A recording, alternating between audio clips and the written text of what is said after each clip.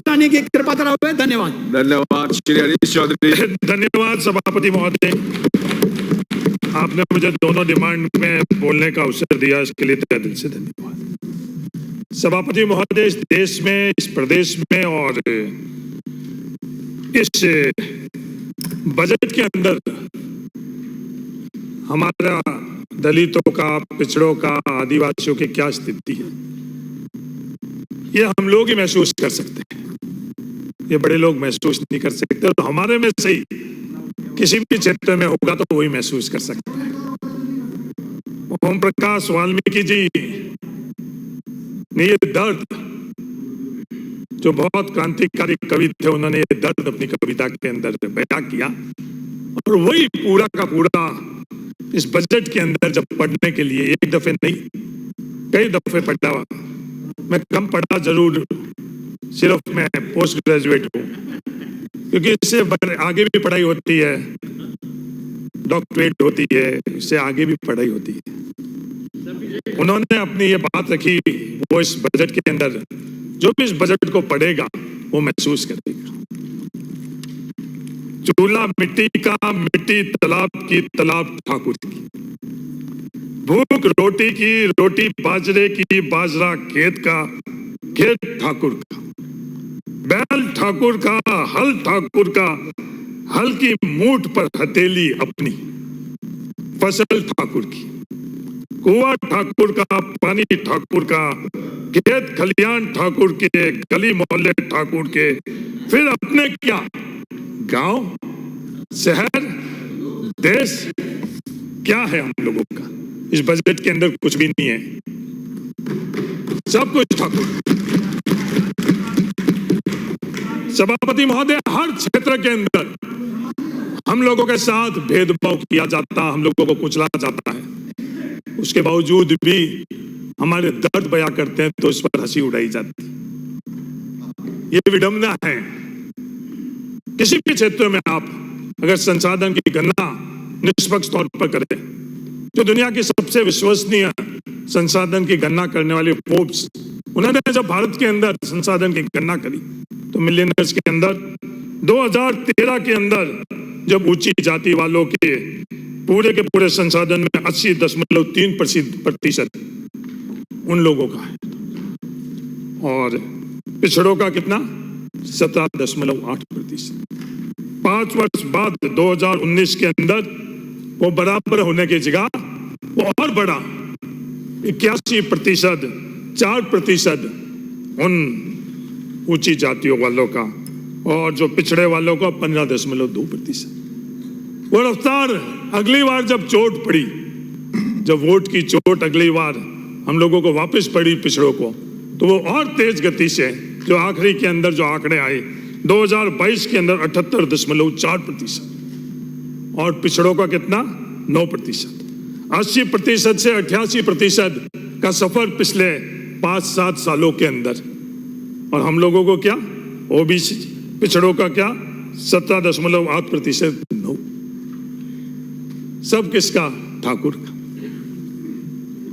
नौकरियों में क्या हालात, किसी भी संदर्भ में नौकरियों की अगर गणना करें, नौकरियों के अंदर वो की वो हालात, रोस्टर के नाम पर क्या खेला खेला जाता है।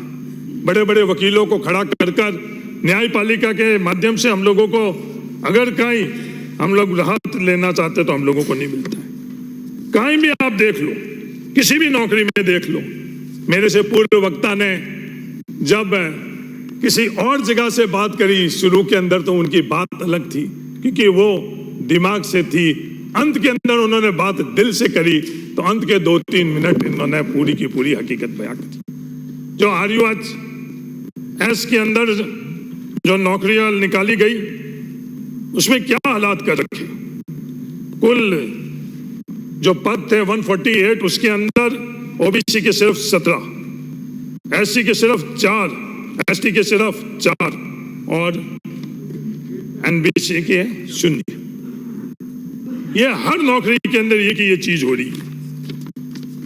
कहीं भी आप देख लो, निष्पक्ष तौर के ऊपर दैनिक भास्कर ने जब इसकी आकलन किया, तो उन्होंने खुद ने अपने अखबार के अंदर 16 7 के अंदर के 18 मुख्य विशेष और SC/ST के वर्ग के कुल 134 पद हुए कम, आरक्षण नियमों की नहीं की गई पालना।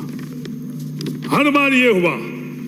माइनिंग इंजीनियर के अंदर भी जब विज्ञप्ति देखी तो 67 पद होने चाहिए, 67 पद के जगह OBC को सिर्फ 20 पद। ये अहंकार नहीं रखोगा, कहीं कमी हो गई है, गलती हो गई। तो मेरे सरकार से ये निवेदन है कि सरकार में बैठे वालों से भी ये निवेदन है, आप आवाज उठाओ। हम लोग भी सरकार में थे, भी आवाज उठाई, और वो आवाज उठाने के बाद में वनपाल की भर्ती के अंदर जब सही रोस्टर नहीं था, उसमें संशोधन कर वापस सही रोस्टर कर और उसके अंदर भर्तियों के अंदर वापस संशोधित भर्ती निकाली गई। सिर्फ वनपाल की बात नहीं है, वनपाल की जो प्रथम विज्ञप्ति थी और बाद में भी वो आप देख लो, RPSC के अंदर देख लो, जो 2022 वाली RPSC की थी उसमें शून्य, और उसको वापस संशोधन करा। तो मेरा नम्र निवेदन है कि जो ये रोस्टर के नाम पर सभापति महोदय, इस व्यवस्था के ऊपर इतनी बड़ी प्रहार कोई नहीं कर सकता जो रोस्टर आज राजस्थान के अंदर नहीं बना हुआ है।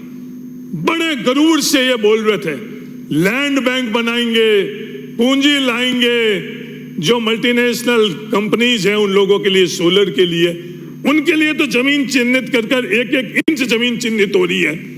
पर जो नौकरी के अंदर जो रोस्टर बनाने के संदर्भ के अंदर इतनी बड़ी फौज सरकारी कर्मचारियों के इन सरकार के अंदर है, उसके बाद भी संविदाओं के अंदर, उसके बाद एडवाइजर के नाम पर कितने लोग लेकर आई, पर ये रोस्टर आज भी राजस्थान सरकार का नहीं बना हुआ।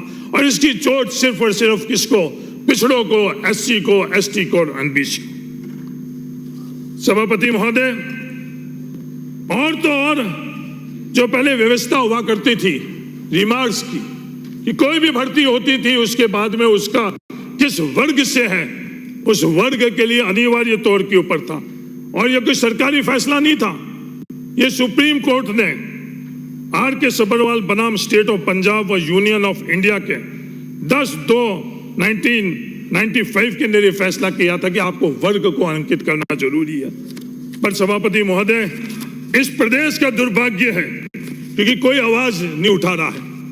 सब लोग लगे हुए हैं, पता नहीं अलोकतांत्रिक ढंग से जो कैबिनेट की जगह किसकी सरकार, कि ये ठाकुर का मामला है, यही मैं कहना चाह रहा हूं। और 2000 आज के समय के अंदर सभापति महोदय, आप रोक सके तो रोक दो, और अगर आप कहो तो मैं बैठ जाऊं। इनको बोलने का अवसर मिलेगा, या तो आप अपने खुद के मंत्री को अयोग्य मानते हो, वो जवाब देने योग्य नहीं है, इसलिए उनकी जगह आप खड़ा होकर और क्या करना चाहते हो, तो ये बात कहते हैं कि मंत्री की जगह आप इसका जवाब दे देना। ये व्यवस्था भी हो सकती है अगर ये इस तरह का करेंगे।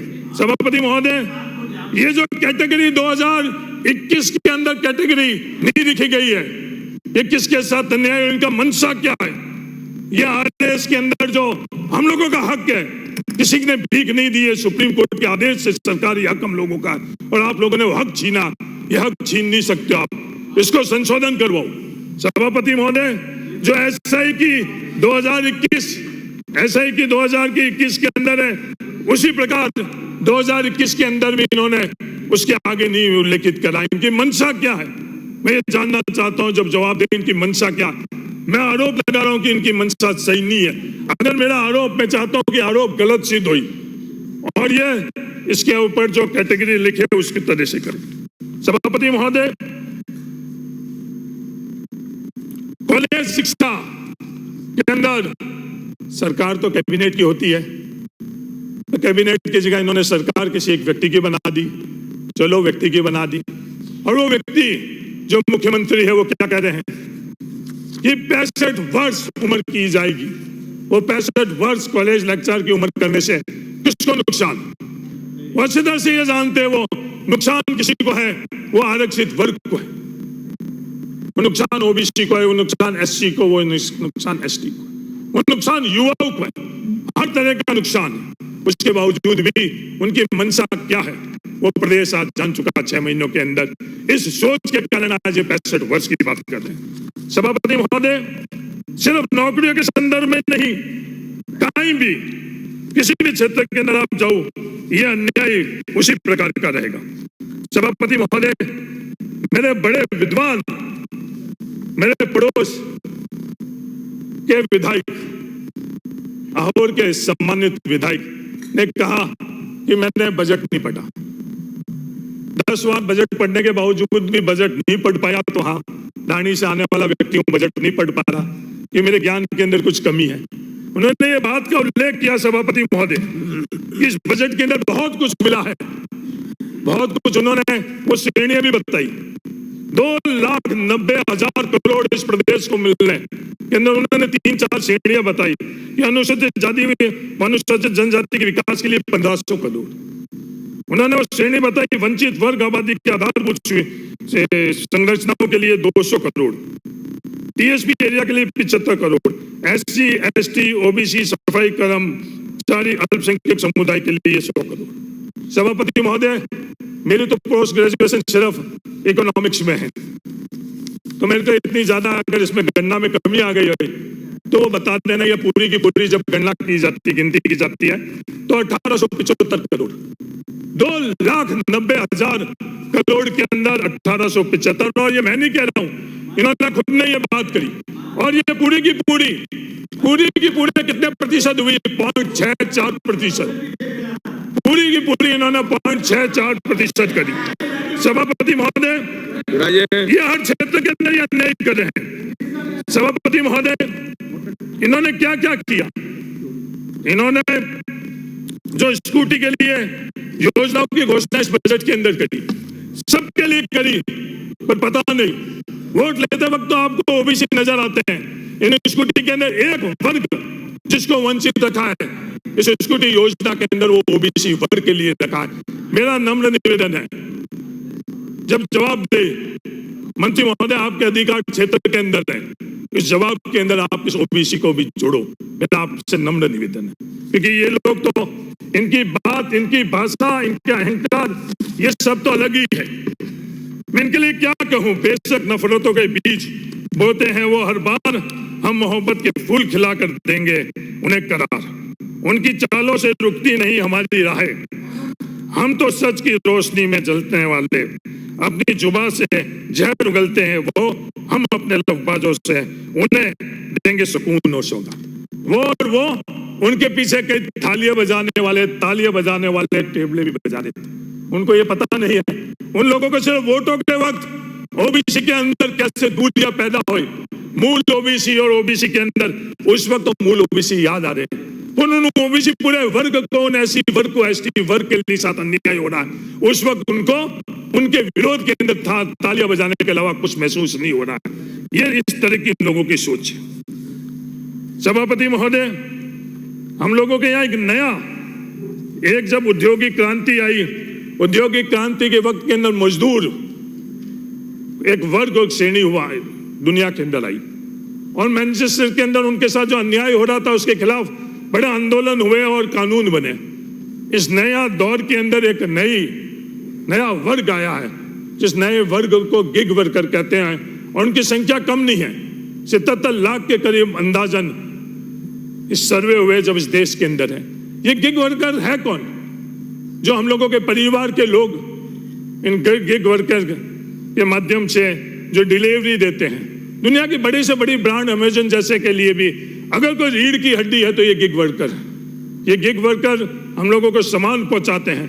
गिग वर्कर, उनके अलावा जो उबर, ओला जैसे दुनिया की बहुत बड़ी एमएनसीज है, उनके अंदर जो ड्राइवर लोग हैं वो भी इन गिग वर्कर के अंदर शामिल होते हैं। इस देश के अंदर सबसे पहले उन लोगों के लिए चर्चा करी, चिंता जाहिर करी, उन लोगों की आवाज बनकर कोई उभरे, उनका नाम राहुल गांधी। भारत जोड़ो यात्रा के दरमियान जब या राजस्थान के अंदर राहुल गांधी जी आई तो उनसे संवाद किया राजस्थान सरकार, हम लोगों को कहा कि इस गिग वर्कर के संबंध के अंदर कुछ कार्य करो, और राजस्थान सरकार ने Rajasthan platform based gig workers registration and welfare कानून बनाया, और जिस गिग वर्कर्स के साथ आज अन्याय हो रहा है, सभापति महोदय, खेल अलग ही है। मजदूर को हक नहीं मिले उसके लिए सब लोग, पूरा तंत्र एकजुट हो जाता है। इस मजदूर को मजदूर नहीं, उस मजदूर को ये बड़े एमएनसी, बड़े पूंजीपति क्या कहते हैं? ये हमारे पार्टनर है, और उनको पार्टनर बनाने की मंशा से नहीं, वो पार्टनर उनके हक और अधिकार दबाने के लिए उनको पार्टनर बनाकर, और मजदूर को जो अधिकार, वो मजदूर को अधिकार नहीं मिल रहा है। जो न्यूनतम वेतन उन लोगों को मिलनी चाहिए वो न्यूनतम वेतन नहीं मिल रहा। जो न्यूनतम सामाजिक सुरक्षा उनको मिलना है वो न्यूनतम सामाजिक सुरक्षा उनको नहीं मिल रही। ये तमाम हक और अधिकार छीनने के लिए इस तरह के नियम और कानून बने हुए हैं। मेरा निवेदन है सरकार के अंदर, मंत्री महोदय आप जवाब दो। उस वक्त इन जो गिग वर्कर है, हमारे परिवार के गिग वर्कर है, इन गिग वर्कर्स के लिए कानून बनाकर इनको हम लोग इनकी पहचान के साथ साथ इनको अधिकार कैसे देंगे, उसकी घोषणा आज सदन के अंदर करो, जिससे आज लाखों जो गिग वर्कर राजस्थान के अंदर हैं उनको अधिकारों को हम लोग संग करें। सभापति महोदय, मैंने आज सुबह में निवेदन किया था सिलिकोसिस के संदर्भ में। सिलिकोसिस के संदर्भ में क्यों नहीं आवाज उठती है?